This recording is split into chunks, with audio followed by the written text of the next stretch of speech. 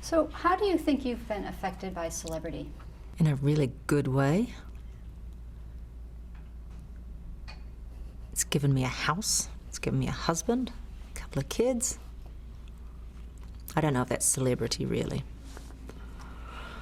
But it certainly hasn't hurt me any. In terms of celebrity, I've become quite, especially with social media, quite hardened to people's opinions. And I think that's good, actually. You know, if there's haters online or something, I always find that kind of amusing. Whereas before, I mean, when it first happens to you, it's shocking. You think, what did I do to offend you? Now it's like, oh no, there's nothing you can do and nothing you should do to assuage them. However, I'm careful, especially on Twitter, not to razz them, because as you know, I quite enjoy razzing people because I have all those brothers. They taught me well, but you never know if somebody, they might have a mental illness, you know, they might have a real problem and you don't want to send them off the deep end or hurt them. I've had to be a bit careful about that because in the beginning I would say something smart alecky back, and sometimes you don't realise you're talking to a child, you know? It's like, oh my God, because you think that question was so stupid. They really need a caning. But you realise you're talking to somebody who's like 12. Like, oh no. So I'm much more careful about my responses, but when I get really hateful ones, I kind of enjoy those sometimes. Especially when you get on the topic like gun control or something. Ooh, you can have some really good conversations. It's like never back down. So along those lines, you were in the news recently for participating in a Greenpeace protest. Is it important to you to use your celebrity for causes like that? Well, I don't want to, but unfortunately the cause of bringing awareness to climate change is, I think, the single greatest issue facing mankind and the planet today. Only nuclear proliferation, or no, a nuclear war could finish us off quicker. But that's how seriously I view climate change and what we are not doing to mitigate it. I mean, it's happening now. It's all about mitigation. So we need all hands on deck and all skills, and if one of the things I have is a little bit of public interest, then that's basically part of your skill set. You got to bring it all. Some people are climbers, some people sew banners, some people protest in streets, and you use everything you got. I don't really want to do it. I just don't see any choice. What do you like about acting? Why are you an actor? Because I'm a feeler. I say that, but that was sort of something that I identified when I was about 17. Somebody said I'm a doer, or I'm a thinker, or I'm a whatever. I was like, oh, I'm a feeler, really. And again, it's like, well, what do you do with that skill? I guess I become an actor. I always wanted to do it, even as a very young child, so I was not one of those kids who needed to find their way. There was never anything else. What's your approach to acting? What do you do when you get a role?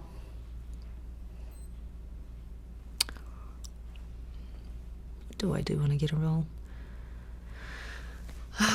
You read the script, and I think what makes me want to say this, and when that happens, when a certain situation arises, what about that makes me want to respond in this way? Because there's certain marks you have to hit. You have to say these lines, and so therefore it's always you in this foreign fictional situation. But it's you with less impulse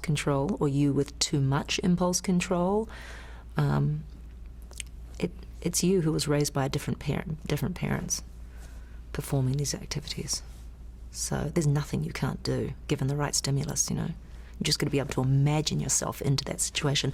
And a lot of people are too precious. Like, I would never do this, so I can't play that role, which just is bewildering to me. Why would you not want to be somebody other? What attracts you to a role? I like the duality in a role. I want the banality of evil and the evil in righteous people and the sadness in the clown. You know what I mean? The miserable wretch who just revels in being wretched. You know, you like that, the flip side of characters. How do you think roles for women have changed since you started in TV?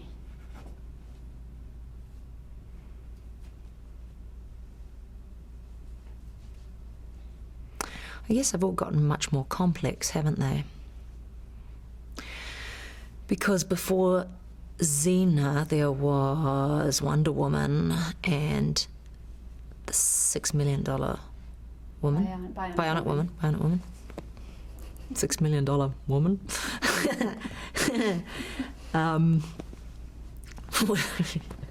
Don't say it, Lucy. Don't say that. Anyway, they were wholly good, sympathetic characters, and then with Xena, I was lucky enough to play someone who had been bad and carried that terrible legacy with her and would keep coming back to bite her.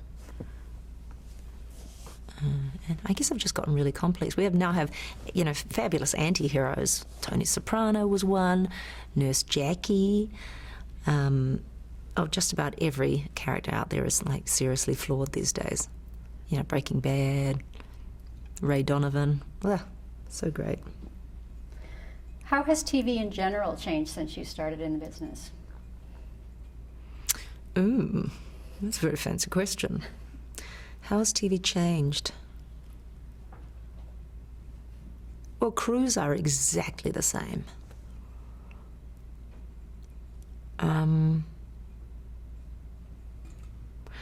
There's much less pay these days. There's less money. There's more markets. People ought to be more grateful for every opportunity they have. I don't know if they are or not, but certainly it's getting rarer and rarer to have a hit,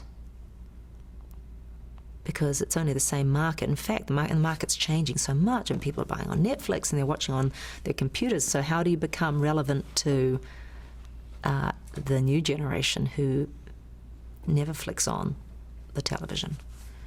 So that's the big change. What's your proudest achievement? In my career? Yeah. Or your life? Oh no, I'd just say something boring like, you know, my kids or something. But career, I'm very proud of having the balls to do Lucretia. I'm really proud of those scenes with Nick Tarabay. I'm very proud of my Xena friendships that have continued and to have been part of that amazing phenomenon.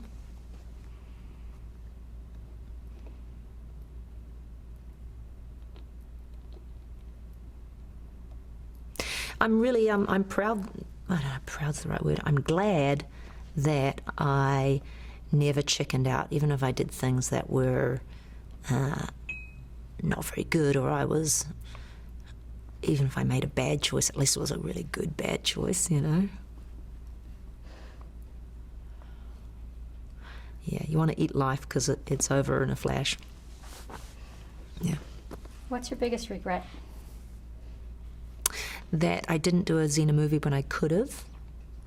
That I turned down a lot of jobs because I was pregnant, not realising that I probably could have done them, but or that they actually would have taken place after I had a baby. Anyway, I was just There's a lot of things that I regret. You regret things you don't do more than things that you do. What advice would you give to an aspiring actor? It seems to me a lot of young actors, they get the gig and then they're immediately thinking, how do I springboard onto the next? So their brain is already committed to the next job. So they're not sticking to the knitting. And this is the work that will get you something later. So respect it and love the ones you're with. Don't be loving these fictional characters people that you want to work with in the future, like Matt Damon or whatever. You better be loving Mary Jane, who is bloody putting your shoes on you or holding an umbrella over your head. In fact, put your own damn shoes on and hold your own damn umbrella. But love the ones you're with. It's a huge part of happiness is not wishing you were somewhere else. Because you'll get there eventually. But, you've wasted golden time. Where do you see yourself in 10 years?